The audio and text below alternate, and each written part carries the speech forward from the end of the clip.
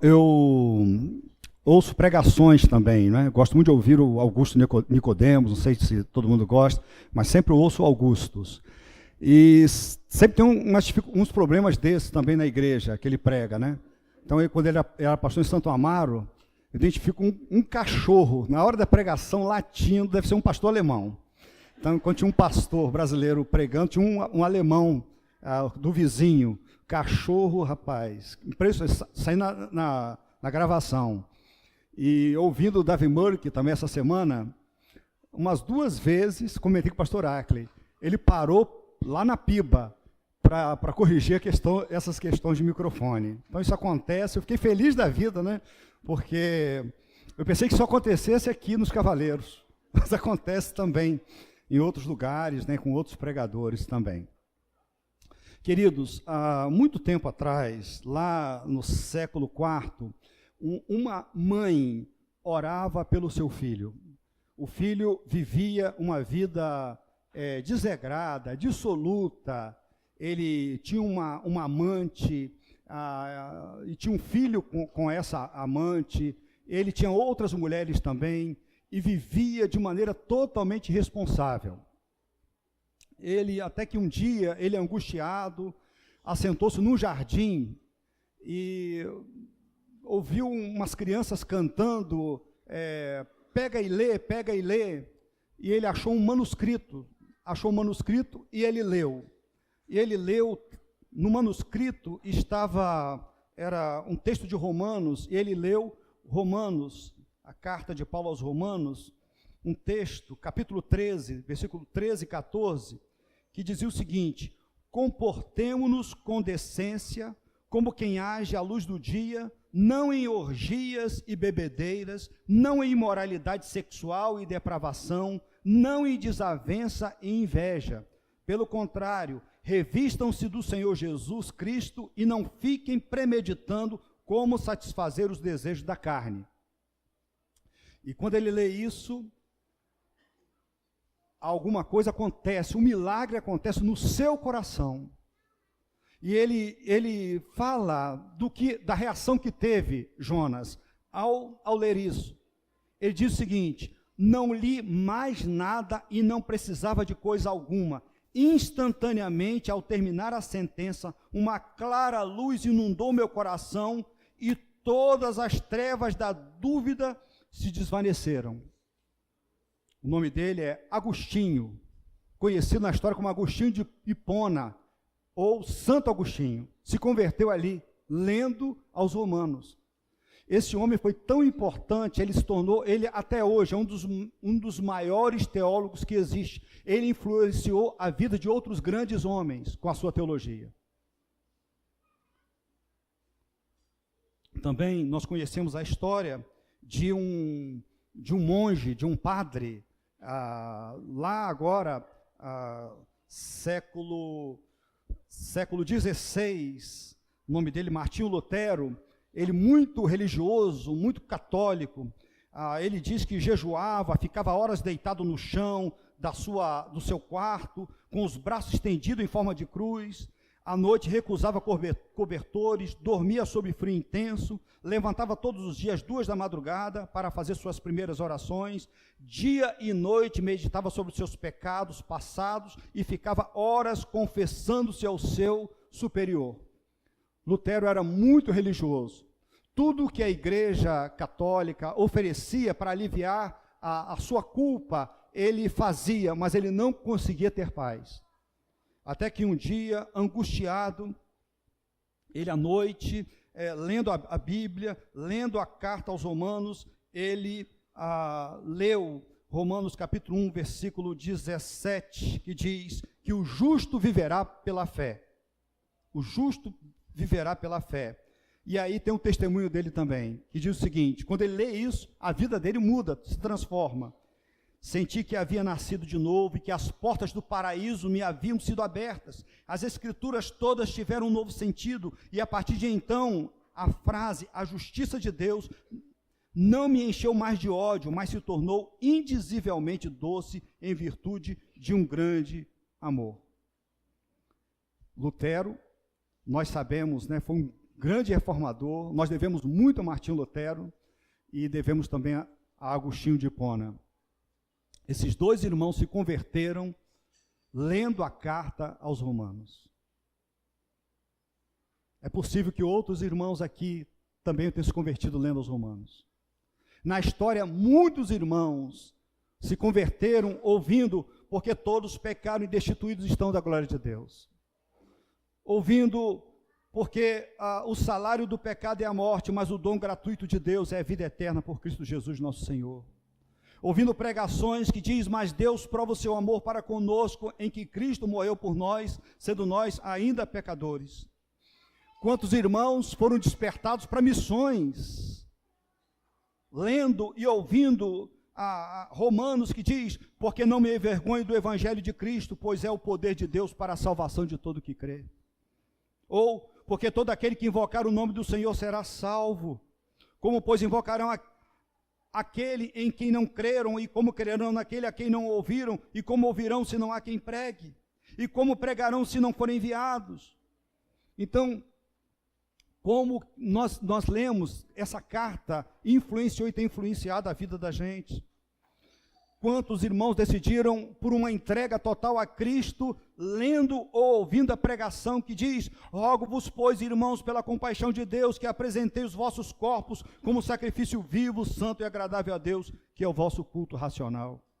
E não vos conformeis a este mundo, mas transformai-vos pela renovação do vosso entendimento, para que experimenteis qual seja a boa, agradável e perfeita vontade de Deus. Eu lembro que quando o meu pai faleceu, eu lembrei da soberania de Deus. Eu lembrei de Romanos 8, 28, que diz, e sabemos que todas as coisas contribuem juntamente para o bem daqueles que amam a Deus, daqueles que são chamados por seu decreto. Quanto conforto pessoas têm recebido. Quanto conforto as pessoas têm recebido da palavra de Deus que diz, que diremos, pois, a estas coisas? Se Deus é por nós, quem será contra nós? Aquele que nem mesmo a seu próprio filho poupou, antes o entregou por todos nós, como nos não dará também com ele todas as coisas? A Epístola aos Romanos, ela é muito especial. Ela é muito especial para a igreja. É a maior epístola que Paulo escreveu. Também a mais profunda. Eu não pude fugir assim às observações de alguns irmãos que falaram sobre a Epístola aos Romanos. Martinho Lutero diz o seguinte, esta epístola é a parte principal do Novo Testamento e o mais puro evangelho, que certamente merece a honra de um cristão não apenas conhecê-la de memória, palavra por palavra, mas de também dedicar-se a ela diariamente como alimento para a sua alma. Pois ela nunca será exaustivamente lida ou entendida, e quanto mais ela é estudada, tanto mais agradável se torna e melhor parece. João Calvino disse, se conseguirmos atingir uma genuína compreensão desta epístola, teremos aberto uma amplíssima porta de acesso aos mais profundos tesouros das Escrituras.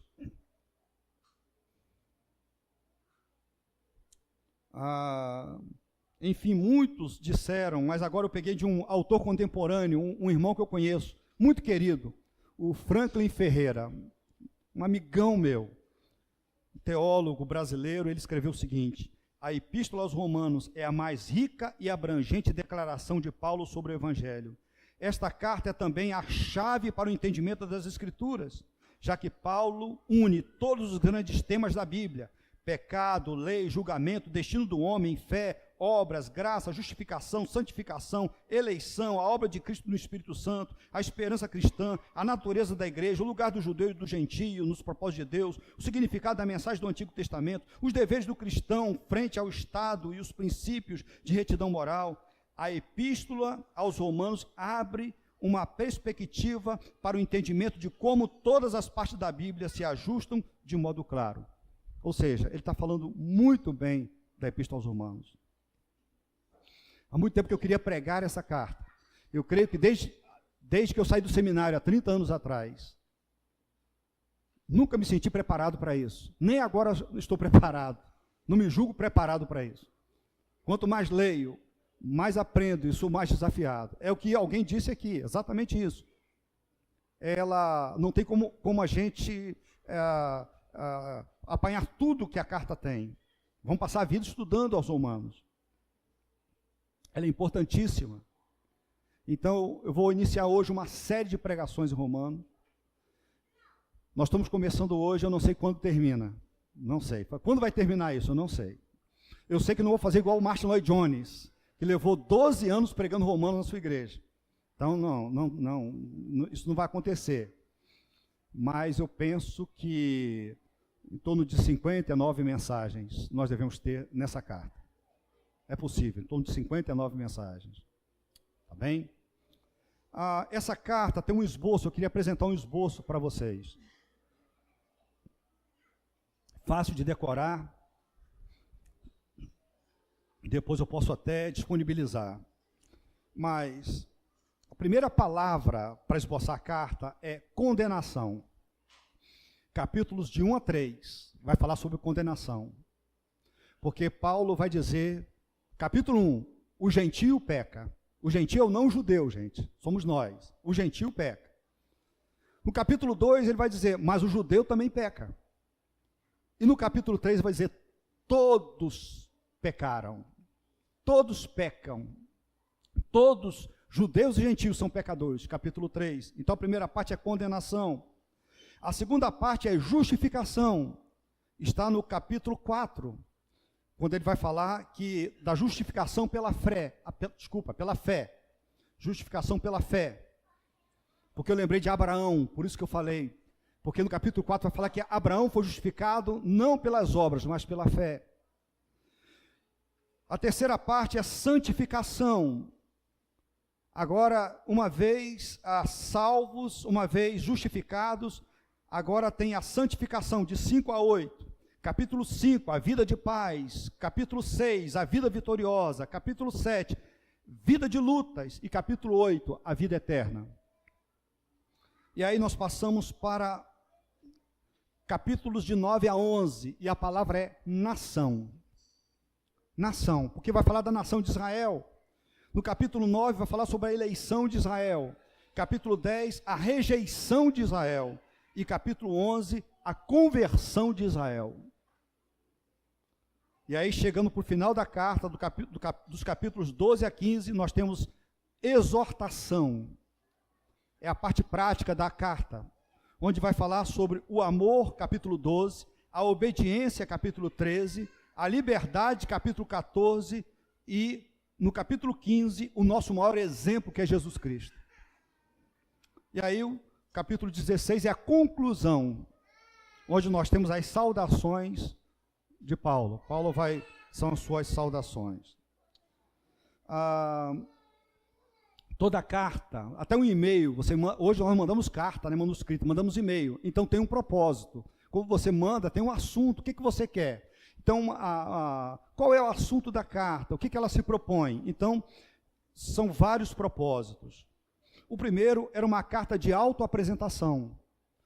Não foi Paulo que fundou aquela igreja. Ele nunca tinha estado na cidade de Roma. Quando escreveu essa carta, ele não conhecia ainda a igreja, né, os irmãos de Roma. Mas ele queria fazer uma visita. Várias vezes ele tentou visitar aquela igreja, mas ele não conseguiu. Ele disse que foi impedido, vamos ler sobre isso. Ele foi impedido de visitar. Então ele manda uma carta com uma autoapresentação, onde ele vai falar dele mesmo, porque haviam boatos de que Paulo ele era contra o judaísmo, ou talvez dissesse também alguns boatos que ele era liberal demais, que ele não tinha autoridade. Então havia boatos. Então ele manda essa carta para ele fazer uma apresentação de si próprio. E ele aproveita para apresentar o evangelho que ele crê, o evangelho que ele prega, o verdadeiro evangelho. Então ele vai fazer ele quer visitar aquela igreja, e então ele se apresenta, ele manda uma carta antes. É importante que vocês saibam de mim mesmo, quem eu sou. Ele abre o seu coração, numa carta a pessoa abre o seu coração. Por isso que o apóstolo Paulo, tão amado por todos nós, porque nós lemos as suas cartas, nós conhecemos o coração dele. Segundo lugar, essa carta ela é missionária, porque o apóstolo Paulo, ele queria pregar o evangelho na Espanha. O seu alvo é pregar na Espanha. Algumas vezes na carta ele vai falar sobre isso. Então ele queria que a cidade de Roma fosse a base para esse esforço missionário. E que, quem sabe, aqueles irmãos também pudessem ajudá-lo financeiramente a pregar na Espanha. Era um local estratégico. Paulo sempre pregava em locais estratégicos, nas principais cidades, nas principais regiões. Ele pregava para que ele, chegando numa cidade principal, anunciando o evangelho, daquela cidade, agora atingida pelo evangelho, o evangelho se espalharia pelas aldeias e pelas vilas. Então, essa era a estratégia dele. Então, se ele fosse pregar lá em Sergipe, não tivesse igreja em Sergipe, ele ia fundar uma igreja em Aracaju. Ia deixar que os irmãos de Aracaju organizassem a igreja lá em Santa Luzia do Itani. Ele faria isso. E também nas cidades circunvizinhas. Tá certo? Então, esse é um objetivo. Então, a carta missionária. Também era uma carta para resolver pequenos conflitos entre judeus e gentios. Porque era uma igreja que tinha judeus e gentios. Me parece que de maioria gentia. Dois grupos bem diferentes, que brigaram tanto, né? Brigavam tanto, problemas entre eles. A gente vê nos evangelhos, no Antigo Testamento também, nós vemos essa exclusividade dos judeus, que ele não quer se relacionar com os gentios, e agora eles são crentes, são um só povo, mas tinha algumas arestas. O judeu, mesmo crente, dizia o seguinte: eu não como carne de porco. Aí ia na casa de um gentio, chegando lá, tinha um pernil, eles estão comendo, tinha um problema, olha o problema. Dois são crentes. Então, para algum judeu crente, o sábado era um dia importante ainda, mas para o gentio dizia, não, o sábado é um dia qualquer, nosso dia é o domingo. Então tinha esses problemas na igreja, e Paulo vai escrever essa carta, e em um determinado momento ele vai tentar resolver essas questões. Tá certo? Bom, mas o texto que eu quero compartilhar com vocês hoje, para a gente, no tempo que me resta, não sei se... vamos começar Romanos capítulo 1, de 1 a 7. Quero convidar os irmãos para abrirem suas Bíblias.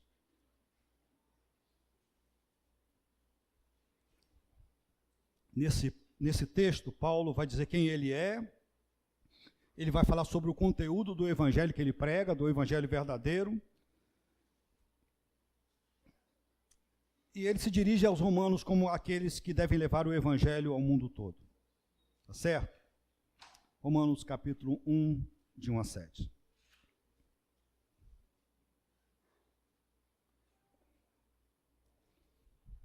Paulo, servo de Cristo Jesus, chamado para ser apóstolo, separado para o evangelho de Deus, o qual foi prometido por ele de antemão por meio dos seus profetas nas escrituras sagradas, acerca de seu filho, que como homem era descendente de Davi, que mediante o Espírito de santidade foi declarado Filho de Deus com poder pela ressurreição dentre os mortos, Jesus Cristo, nosso Senhor.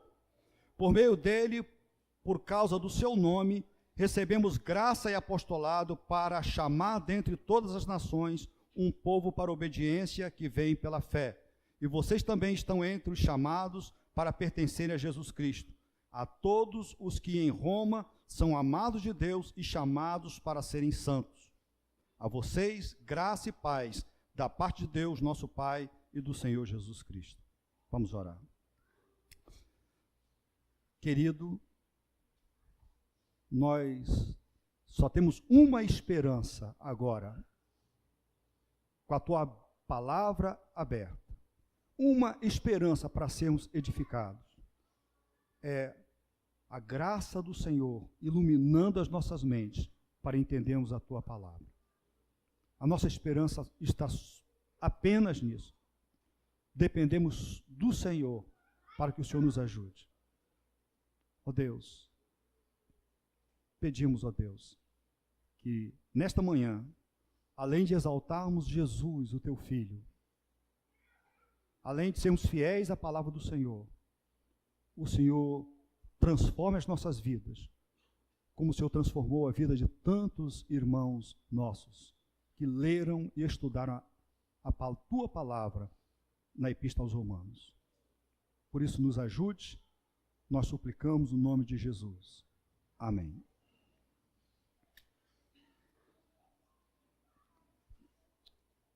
Eu vou falar sobre o verdadeiro evangelho, tá bem?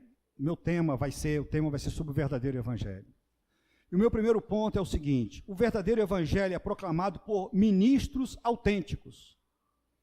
O verdadeiro evangelho é proclamado por ministros autênticos. Então, no primeiro versículo, o apóstolo Paulo, ele nos dá as suas credenciais. Quais são as suas credenciais? Com que autoridade ele vai escrever os que escreve? Ele vai exortar a igreja. Com que autoridade? Então ele vai falar, são suas credenciais. Credenciais eram as cartas que um embaixador, um ministro ou outro enviado a país estrangeiro entregava ao chefe de Estado para se fazer acreditar junto deste. Então essa era a credencial. Ele ia para um lugar, ele tinha uma carta de um governo, dando autoridade para ele, ele apresentava a carta dizendo, olha só, aqui estão minhas credenciais, eu tenho autoridade para isso. Ok? Então, quais são as credenciais? Então, em primeiro lugar, Paulo apresenta, a primeira credencial é a humildade do apóstolo. Ele começa humildemente. Ele diz que Paulo, servo de Cristo Jesus, é a primeira coisa. Então, ele diz o seu nome, e nós conhecemos muito bem o apóstolo Paulo, a autoria está clara do apóstolo nessa carta. Agora, quem é Paulo? Como é que ele se apresenta? Como um escravo. Ele é um escravo. Um escravo de Jesus. Ele quer dizer com isso que Jesus é o seu Senhor. É Jesus que manda e ele obedece, ele é submisso. Ele diz que não tem vontade própria, ele não tem liberdade para fazer o que lhe agrada. Porque um escravo não vive para agradar a si próprio, mas ao seu Senhor e obedecer às suas ordens. Isso quer dizer que Paulo está inteiramente à disposição do Senhor Jesus para atendê-lo a qualquer hora, em qualquer lugar e em qualquer circunstância. É uma submissão total, mas não é uma submissão contrariada. Ele não é um escravo rebelde, não, senhores. Ele ama Jesus, ele conhece o Senhor, sabe o que o Senhor fez por ele, ele ama. Então nós entendemos Paulo conforme o que acontece lá em Êxodo capítulo 21, versículo 5, quando Moisés escreve, se porém o escravo declarar, eu amo meu Senhor, a minha mulher e os meus filhos, e não quero sair livre, o seu Senhor o levará perante os juízes, terá que levá-lo à porta ou à lateral da porta e furar a sua orelha, assim ele será seu escravo por toda a vida. Então aquele escravo diz, eu amo o Senhor, eu quero continuar, servi-lo, eu amo a minha família é do Senhor também, então eu quero servi-lo para sempre. Então ele recebia uma marca na orelha. E ele era assim um escravo voluntário. Ele ama por amor. É assim que Paulo se coloca. Então, primeira, nós vemos a humildade, sua credencial de humildade. Em segundo lugar, a sua segunda credencial ele é de autoridade. Autoridade. Ele diz que ele foi chamado para ser apóstolo. Então ele foi chamado. Então ele foi escolhido. Não foi ele que chamou a si próprio. Ele não achou bonito ser apóstolo, ser ministro. Não era bonito. Não foi isso. Ele teve um chamado. Ele teve, como aqueles profetas do Antigo Testamento e reis também, que receberam um chamado irresistível. E ele fala sobre isso quando ele conta ao rei Agripa, lá no final de Atos dos Apóstolos, ele contando a sua conversão, capítulo 26, no versículo 16 em diante, ele diz agora, falando que Deus fez por ele, o que Jesus falou por ele lá no caminho de Damasco, ele diz, agora levante-se, fique de pé, e eu lhe apareci para constituí-lo servo e testemunha do que você viu a meu respeito e do que lhe mostrarei.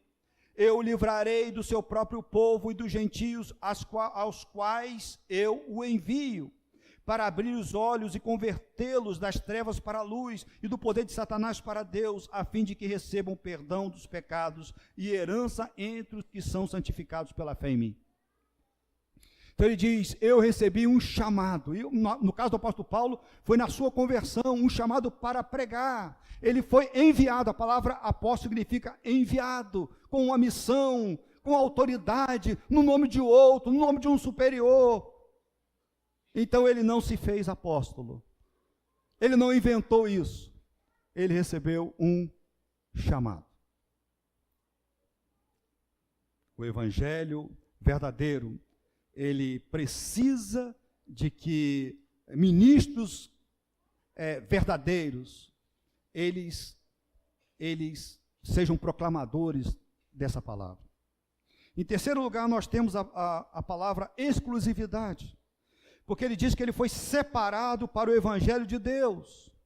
Deus colocou Paulo à parte para o ministério do evangelho. Ele foi separado. Ele foi separado do mundo e foi separado para pregar o evangelho. Ele foi separado para isso. Separado significa que todos os interesses e apegos estranhos à promoção do evangelho haviam sido rompidos e que o evangelho o tornara cativo.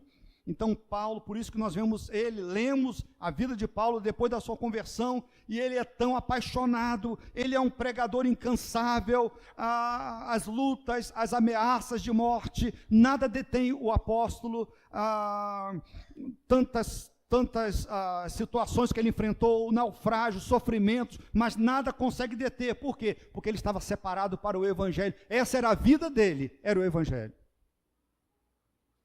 Ele vai dizer, ai de mim se não pregar o evangelho. Era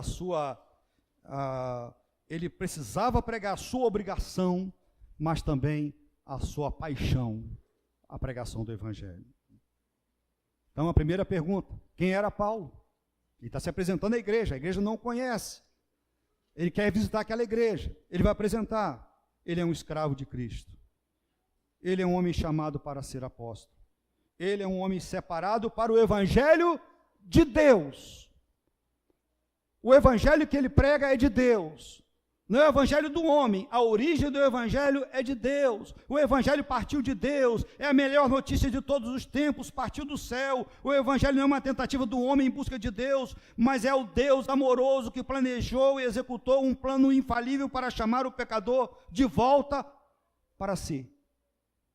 Então o evangelho é de Deus, é esse evangelho que nós temos que pregar, porque nós sabemos que existe evangelho da terra, um falso evangelho, o evangelho do homem. Nós somos advertidos no Novo Testamento, falando que tem falsos evangelhos, mas o que Paulo prega é o evangelho de Deus. Tem o evangelho que diz o seguinte, você precisa de Jesus e você precisa fazer as obras, você precisa obedecer, você precisa de Jesus e guardar o sábado, você precisa de Jesus e você precisa guardar a lei. Era esse falso evangelho, Paulo denunciou isso, mas até hoje existe. Eu preciso de Jesus e mais alguma coisa para ser salvo. Eu preciso de Jesus e ser bom. Olha só, você precisa só de Jesus, querido. É claro que por amor o Senhor se transformou, a bondade, os frutos, você vai demonstrar o fruto do Espírito Santo, é lógico, mas a única coisa que você pode, não confie que você vai ser salvo, porque você frequenta escola dominical, porque você dá dízimo, porque você é membro de igreja que foi batizado, sei lá, não, por Jesus. Eu me rendi a Cristo Jesus, só por Jesus, é só por, a gente canta, né, seu Milne? É que nós seremos salvos, nós somos salvos só por Jesus. Então o evangelho é de Deus. O verdadeiro evangelho, versículo 2, está enraizado nas escrituras do Antigo Testamento. Olha o versículo 2. Falando do evangelho, Paulo escreve, o qual foi prometido por ele de antemão por meio dos seus profetas nas escrituras sagradas. Então não era uma novidade. Havia uma promessa. Agora Paulo está falando do seu cumprimento.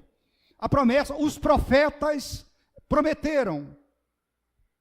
E os apóstolos foram testemunhas do cumprimento. Porque o evangelho é Jesus, fala de Jesus. Embora Deus tenha revelado o evangelho para os apóstolos, estes não se constituiu em completa novidade para eles, pois Deus já havia prometido por meio de seus profetas nas Sagradas Escrituras do Antigo Testamento. Então, Isaías 53, Fabiano, está a promessa lá do Evangelho. Certamente Ele tomou sobre si as nossas enfermidades e sobre si levou as nossas doenças, contudo nós o consideramos castigado por Deus, por Ele atingido e afligido. De quem Isaías está falando? Ele está apontando para alguém depois dele, que viria de 700 anos depois dele, é Jesus de Nazaré. Mas ele foi transpassado por causa das nossas transgressões, foi esmagado por causa das nossas iniquidades, o castigo que nos trouxe a paz estava sobre ele, e pelas suas feridas fomos curados. É Jesus, é a promessa, é o que Paulo está falando. Daniel capítulo 7, Daniel diz, na minha visão à noite, vi alguém semelhante a um filho de um homem, vindo com as nuvens dos céus, ele se aproximou do ancião e foi conduzido à sua presença. A ele foram dadas autoridade, glória e reino, todos os povos, nações e homens de todas as línguas o adoraram. Seu domínio é um domínio eterno que não acabará, e seu reino jamais será destruído. Quem é esse? Daniel teve uma visão, mas Daniel não conheceu. Daniel relatou a promessa, mas o apóstolo Paulo testemunhou do cumprimento da promessa. Tem tudo a ver com Hebreus, que nós estudamos hoje, lembra? Lembra? Estudamos hoje, os profetas falaram no passado, mas agora, hoje em dia, o Senhor nos fala pelo seu Filho. Antigamente foi pelos profetas, usava métodos diferentes, mas agora fala pelo Filho. Então nós devemos ouvir o Filho. Então o Evangelho de Deus tem um duplo atestado de autenticidade. Os profetas do Antigo Testamento e os apóstolos do Novo Testamento. Hoje nós não temos mais profetas, porque eles foram portadores das promessas. Também não temos mais apóstolos, porque eles foram as testemunhas do cumprimento das promessas. Por isso que o escritor de Efésios, Paulo, diz que a igreja do Senhor está edificada sobre o fundamento dos apóstolos e dos profetas, tendo Jesus Cristo como pedra angular, Efésios capítulo 2, versículo 20. Terceiro lugar, o verdadeiro evangelho, ele é cristocêntrico, versículos 3 e 4. Olha aí, acerca do seu filho, que como homem era descendente de Davi, e que mediante o Espírito de santidade foi declarado Filho de Deus com poder, pela sua ressurreição dentre os mortos, Jesus Cristo nosso Senhor. Então o Evangelho é acerca de uma pessoa. O Evangelho não é a respeito da gente ficar rico. O Evangelho não é acerca de prosperidade. O Evangelho não é acerca de justiça social, que nós devemos trabalhar para que haja justiça social. O Evangelho não é sobre isso. O Evangelho é sobre uma pessoa, Jesus de Nazaré. O Evangelho não é a respeito de milagres. Então você vai conhecer o falso. Não é difícil a gente conhecer o falso Evangelho.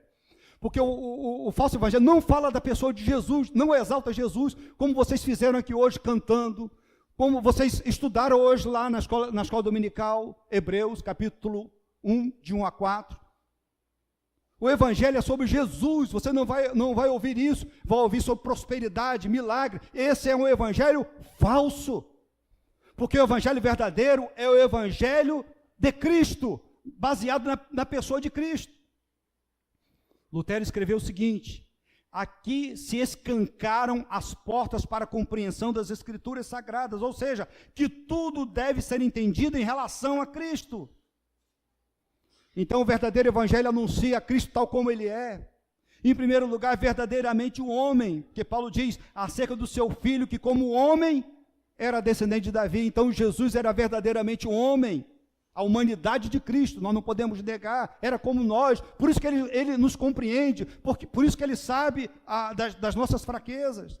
Em segundo lugar, ele era verdadeiro rei, porque como descendente de Davi tem uma promessa em 2 Samuel, capítulo 7, 12, o profeta Natã, dizendo que Deus daria a Davi um descendente que construiu um templo em honra do seu nome, e o seu trono seria firmado para sempre. Eu serei o seu pai, ele será o meu filho. Quanto a você, Deus disse a Davi, através de Natã, sua dinastia e a seu reino permanecerão para sempre diante de mim, o seu trono será estabelecido para sempre. Em parte foi cumprido em Salomão, mas Deus tinha um propósito maior nessa revelação. Está falando de Cristo, e o templo não era o templo de Salomão, são vocês. O templo de Jesus, que Jesus estabeleceu, somos nós. O Espírito Santo habita em nós. Então Jesus é o nosso rei eterno. Também ele é verdadeiramente Deus, ele é verdadeiro Deus. Porque diz no versículo 4, que mediante o Espírito de santidade, ele foi declarado, designado, apontado, indicado, nomeado, constituído Filho de Deus, com poder pela sua ressurreição dentre os mortos, Jesus Cristo nosso Senhor. Então Jesus Cristo, ele antes de ressuscitar, Jesus era o Filho de Deus em fraqueza e humildade. Por meio da ressurreição, tornou-se Filho de Deus em poder. Sempre foi Filho de Deus. Ok? Antes de ressuscitar, era em fraqueza. Depois da ressurreição, em poder. Então, a sua divindade é atestada através da sua vida impecável, pelo seu Espírito de santidade. Esse Espírito pode não ser Espírito Santo. O apóstolo Paulo escrevia Espírito Santo. Aponta para a santidade de Cristo, para a vida sem pecados. Então Jesus não pecou, nunca pecou. Já pensou um ser humano assim? Como o pastor Ackley diz, apenas Vanessa e Fernanda conhecem 2 que nunca pecaram. Não é isso? 2, tem Jesus, somos nós. Não é nada disso. Só Jesus, queridos. Filho de Deus, porque ele não pecou, ele era Deus. Em segundo lugar, por causa da sua ressurreição, ele ressuscitou dos mortos. E não morreu de novo, como Lázaro. Ressuscitou e foi para o céu. Deus. Em quarto lugar, o verdadeiro evangelho deve ser pregado a todas as nações. Por meio dele, por causa do seu nome, recebemos graça e apostolado, para a chamada entre todas as nações, um povo para a obediência que vem pela fé. Então o apóstolo Paulo vai falar da sua vocação, que é um favor imerecido para ser apóstolo. Uma mediação por meio de Jesus Cristo. Uma motivação, a motivação de Deus, por amor do seu nome. Uma missão chamada entre todas as nações, dentre todos os gentios, o povo de Deus está entre todas as nações. Então, até hoje nós pregamos, porque Deus tem povo em todas as nações. Lembra, Atos 18, versículos 9 e 10, Paulo lá em Corinto, ele tem uma visão e o Senhor diz para ele: não temas, pelo contrário, fale e não te cales, porque estou contigo e ninguém ousará fazer-te mal, pois tenho muito povo nessa cidade. O alvo é para a obediência que vem pela fé. Então observe a relação que tem, chamar um povo para a obediência. Então olha só, nós também somos gentios, o evangelho nos alcançou, e o Senhor nos chamou para quê? Para a obediência. O Senhor me chamou para ir para o céu, mas antes chamou você para a obediência, para obedecê-lo, para ser como Paulo, um escravo de Cristo, com obediência total, com fidelidade total. Ok? Então tem tudo a ver. A fé sem obras é morta. Eu creio em Cristo, mas não obedece. Tem uma vida desobediente, uma vida se suja, vive se sujando com tantas coisas deste mundo, vive como qualquer mundano. Olha só, não foi para isso que o Senhor chamou você. Foi para você é crente para obediência. A fé viva e verdadeira é a fé que obedece. Fomos chamados para uma vida de compromisso total. E em último lugar, o verdadeiro evangelho produz verdadeiros discípulos. Nos versículos 6 e 7, o apóstolo Paulo vai identificar os receptores, destinatários da carta. Ele diz: e vocês também estão entre os chamados para pertencer a Jesus Cristo. Chamados para pertencer a Cristo, chamada para ser parte do grupo de Cristo. Vocês também foram chamados. Então olha que coisa, que honra para nós. Aqui está mostrando quem nós somos. Paulo diz quem ele é. Ele diz o que é o Evangelho. Agora está dizendo quem somos nós. Nós fomos chamados. Que honra para nós. Fomos chamados para pertencer ao grupo de Cristo. Então o adolescente estuda, quer pertencer ao grupo do bambambam da escola. Nem sempre, geralmente, nem sempre é um cara de bom caráter, né?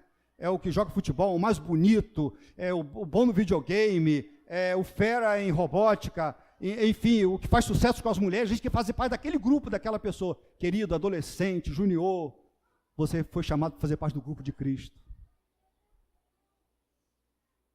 Eu quero fazer parte de um grupo social, no meu condomínio, não consigo entrar, na alta sociedade eu não consigo. Querido, você foi chamado para fazer parte do grupo de Cristo, do Filho de Deus. Olha que honra! Por isso que lá em 1 de Pedro 2, 9 e 10 diz: vocês, porém, são geração eleita, sacerdócio real, nação santa, povo exclusivo de Deus, para anunciar as grandezas daquele que os chamou das trevas para a sua maravilhosa luz. Antes vocês nem sequer eram povo, mas agora são povo de Deus. Não haviam recebido misericórdia, mas agora receberam. Os crentes de Roma estavam entre os chamados para pertencer a Jesus. Agora vocês são meus. E segredou-me a cheite, de agora em diante és meu. Escreveu Salomão Luiz Ginsburg no hino.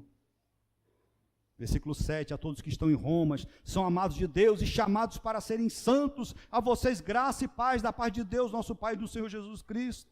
Então eles moravam na capital do império, uma igreja, como eu disse, de judeus e gentios. Assim os crentes são pessoas que se renderam a Cristo para a obediência total, pessoas que odeiam o pecado e buscam a pureza, foram chamados para a pureza. Pessoas que desfrutam do amor, da graça e da paz doadas por Deus Pai e pelo Senhor Jesus Cristo. Eu vou fazer as aplicações. Correndo aqui para eu não... As aplicações. Eu pensei numa definição de ministro do Evangelho aqui. Os ministros de Cristo são homens chamados por Deus para chamar outros na autoridade do Senhor e para pertencer a Jesus Cristo e viver em santidade. Um teólogo diz: quem não houver sido vocacionado para pregar, que se abstenha totalmente de fazê-lo, pois não será pequeno o mal que causará se subir ao púlpito sem haver sido escolhido por Deus para isso. Por isso que nós temos cuidado quando nós recomendamos alguém para o seminário, e temos cuidado também com os nossos missionários, a quem sustentamos para missões. Se é um autêntico, pregador, chamado por Deus, e se o conteúdo que ele vai pregar também é o autêntico evangelho. Não é difícil identificar o falso evangelho. O verdadeiro evangelho é proclamado por ministros autênticos.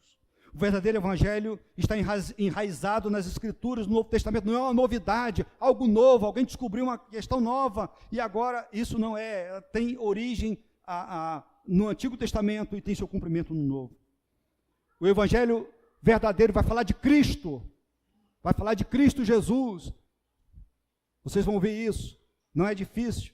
O verdadeiro evangelho deve ser pregado a todas as nações. O verdadeiro evangelho produz verdadeiros discípulos.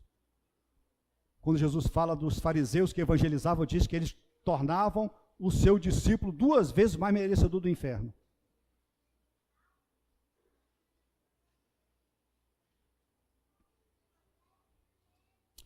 Por fim, quem é você? A gente esquece quem nós somos. É importante você saber quem você é, porque quem você é vai determinar o que você faz. Então você precisa saber quem é você. Você precisa saber. Nós esquecemos quem nós somos. Então, a Bíblia diz: quem é você? Então eu vou dizer: quem é você? Você é alguém chamado por Deus, em primeiro lugar. Deus chamou você. Aquele dia que você se converteu, você lembra da sua conversão? Você lembra? Foi naquele dia que Deus chamou você. E você não conseguiu resistir ao chamado. Lembra da sua conversão? Ali foi o seu chamado. Então, em primeiro lugar, você não pode esquecer que Deus chamou você. Alguém estava pregando, ou você estava lendo a Bíblia, você estava sozinho como Martinho Lutero, ou como... Não importa. No dia da sua conversão, ou quando você se converteu, você nem lembra o dia, mas diz, eu me converti. Deus chamou você. Por isso que você se converteu. Por causa do chamado. Então você é um chamado de Deus. Segundo lugar, você foi chamado para pertencer a Jesus. Você é de Jesus. Você pertence a Jesus. Isso é uma grande honra. Eu pertenço a Cristo. Quando você morrer, você vai estar com Cristo. Você é amado de Deus. O texto diz, Deus ama você. Apesar de você. Você foi salvo pela graça, não pelos seus méritos, mas nos méritos de Jesus. Então, mas você foi salvo pela graça. E você é um amigo de Deus por causa de Jesus. Você era inimigo de Deus, mas pelo sacrifício de Jesus, agora você tem paz com Deus. Você não ama mais o pecado. Você não vive mais para a impureza. Você agora é amigo de Deus. Como você deve viver? À luz de quem você é, como você deve viver? Você é chamado para obedecer a Cristo. Assim como Paulo, você também é um escravo. Você é chamado para viver com profundidade, não na superficialidade, que a gente vive nos nossos dias, né? As pessoas vivem na superficialidade do carro, da casa, da ganância, da espinha no rosto, da roupa, da lipoaspiração, do corpo. Tudo isso é superficial. Tudo é eu só vou ser alguém se eu tiver o dinheiro, se eu tiver o carro, se eu tiver a profissão, se eu tiver o cabelo da pessoa, se eu tiver a pele, eu só vou ser alguém se... Querido, isso é superficialidade mundana. Nós fomos salvos para